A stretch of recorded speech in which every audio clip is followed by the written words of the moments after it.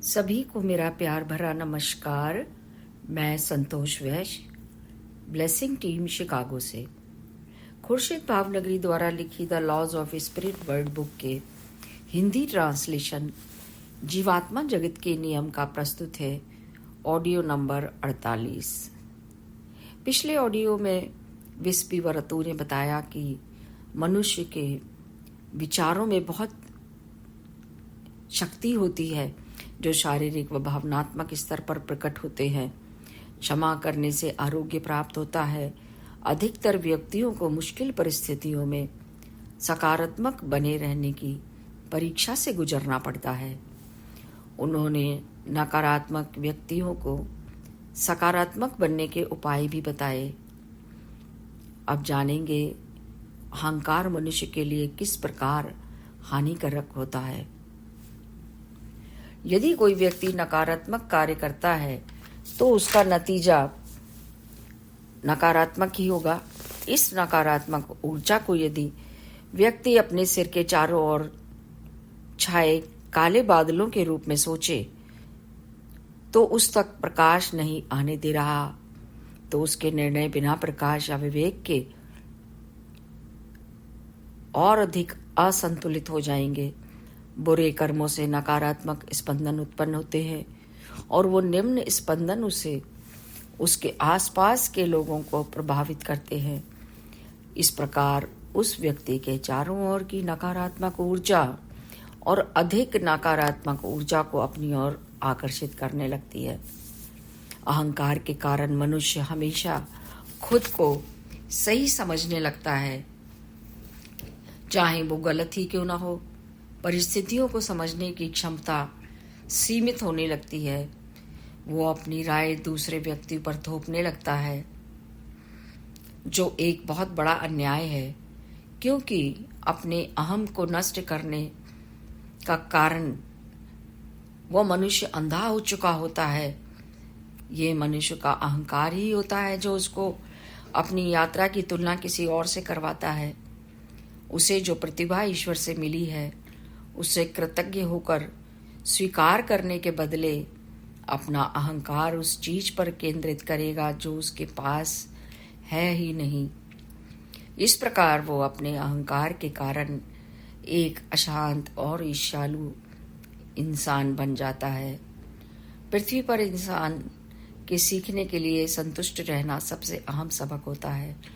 यदि मनुष्य में अहंकार होता है तो वो हमेशा अपने भौतिक मन को उत्तेजित करता है, जिससे उसका भौतिक मन सांसारिक जरूरतों से अधिक के बारे में सोचने लगता है और अधिक इच्छाएं जगाने लगता है।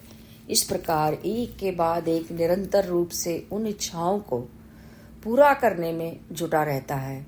भौतिक इच्छाओं को ही महत्व और प्रधानता देने लगता है। यदि मनुष्य अहंकारी ना होकर विनम्र है तो वो अवचेतन मन का संचालन करता है और अवचेतन मन की आवश्यकताएं केंद्रित व सरल होती है। वो केवल आध्यात्मिक रूप से सही चीजों के बारे में ही सोचता है। इसके अलावा जब मनुष्य अपने अवचेतन मन को विनम्रता पूर्वक सुनते हैं तो बदले में वो मनुष्य को शांति का अनुभव कराता है।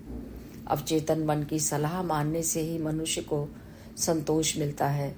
जब मनुष्य अवचेतन मन की सलाह को विनम्रता से आध्यात्मिकता से कर्म करते हुए अपनाता है तो सकारात्मक कर्म के परिणाम स्वरूप अवचेतन मन उसे शांति की अनुभूति देता है।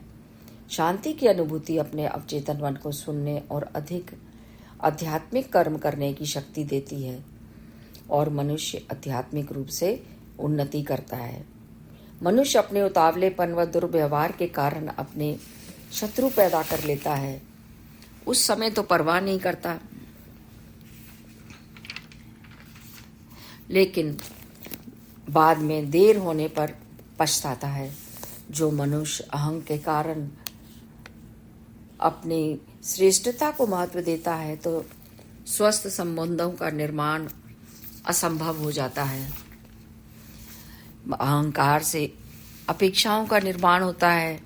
जब मनुष्य के अहंकार का उद्देश्य पूरा नहीं होता तो उसे सहन नहीं कर पाता, बेचैन होकर समझ ही नहीं पाता कि समय की डोर तो उच्च शक्ति के हाथ में होती है। अहं के कारण मनुष्य स्वयं व दूसरों से अपेक्षाएं करने लगता है।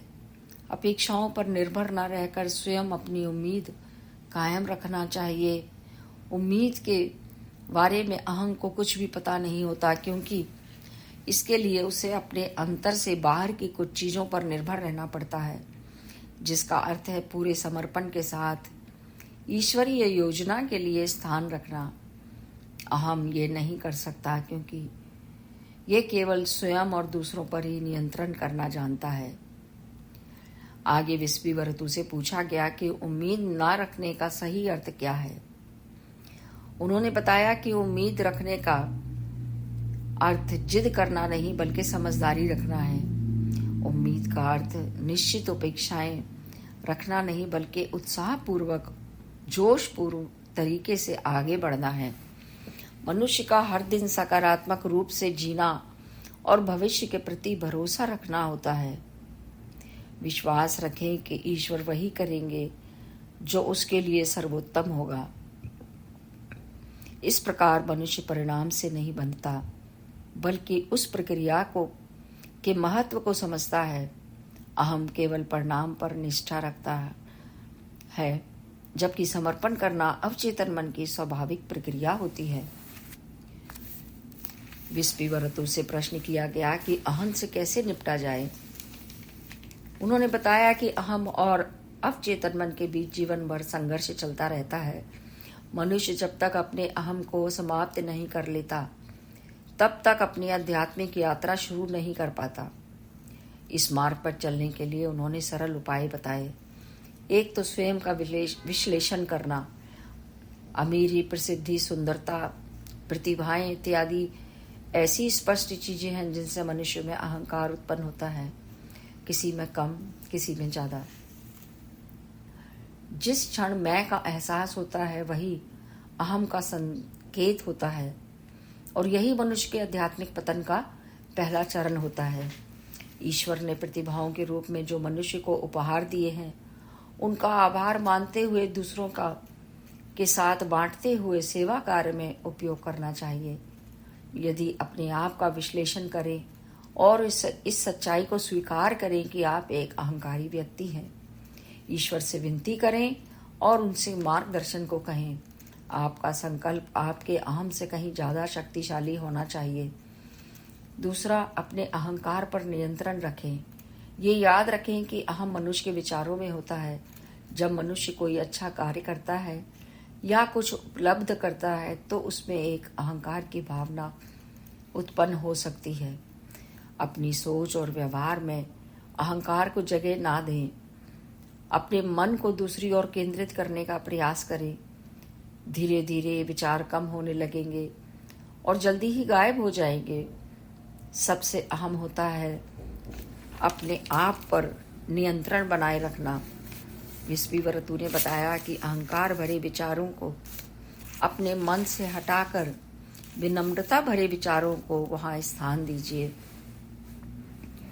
अपने स्पष्ट विचारों या भावनाओं को लिखकर उन्हें स्पष्ट किया जा सकता है और सही समय पर बदला जा सकता है। इस प्रकार अपने मन को नियंत्रित किया जा सकता है।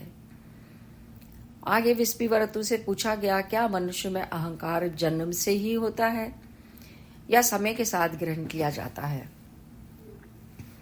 तब उन्होंने बताया कि मनुष्य के भौतिक मन के होने के कारण पृथ्वी पर उसके संपूर्ण रूप से अहंकारी होने की काफी संभावनाएं रहती हैं।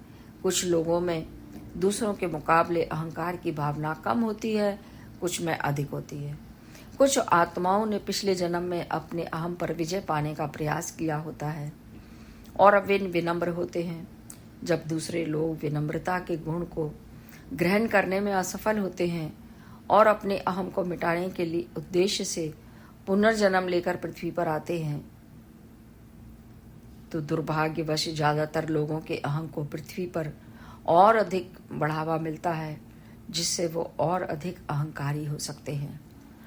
उदाहरण के तौर पर यदि एक चौथे लोक के 5वें स्तर के व्यक्ति की स्थिति पर विचार करें, जो बदला लेने वाला इंसान नहीं है, पर किसी कारण वो अहंकारी बन जाता है। कुछ सांसारिक उपलब्धियां उसके अहम को बढ़ावा देती हैं।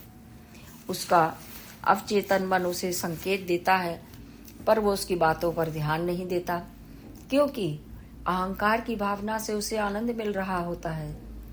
समय के साथ अहंकार बढ़ता जाता है और एक भयानक रूप धारण कर लेता है। वो हमेशा स्वयं को श्रेष्ठ देखना चाहता है। उसे इस बात का अनुभव नहीं होता कि ईश्वर ने सभी को खास बनाया है, एक जैसा बनाया है, इसलिए तुलना करना गलत है। अहम जब तुलना करना आरंभ करता है तो ईर्ष्या उत्पन्न होती है। यही स्थिति जारी रही तो उसमें क्रोध उत्पन्न हो जाता है, जो अत्यंत नकारात्मक भावना होती है और जंगल में आग की तरह फैलने लगती है। इस स्थिति में अवचेतन मन भी सुप्त होने से उस व्यक्ति पर कोई असर नहीं होता। अहम पर काबू न रखने से उसका आध्यात्मिक पतन हो जाता है। अहंकार से ईर्ष्या, ईर्ष्या से क्रोध, क्रोध से घृणा और प्रतिरोध की भावना से आध्यात्मिक पतन का होना होता है। अहंकार को यदि समय से निर्धारित ना किया जाए तो एक प्रबल नकारात्मक ताकत बन सकता है। विश्वविवरतु से पूछा गया कि विनम्र बनने का क्या अर्थ है। उन्होंने बताया कि ये याद रखना कि उस मनुष्य की रचना एक उच्च शक्ति के द्वारा की गई है। आध्यात्मिक मार्ग पर चलने वाला एक सच्चा जिज्ञासु एक विनम्र व्यक्ति ही होता है। हम सभी की रचना ईश्वर के द्वारा की गई है और हम सभी उनसे जुड़े हुए हैं। एक ज्ञानी, न्यायप्रिय और करुणामय ईश्वर से जुड़ना एक आशीर्वाद है और ये हमारे ऊपर निर्भर करता है कि हम विनम्र बने रहें और उस रिश्ते को सदैव बनाकर रखें। यही मैं अपनी वाणी को विराम देती हूँ। शेष अगले ऑडियो में। Thank you.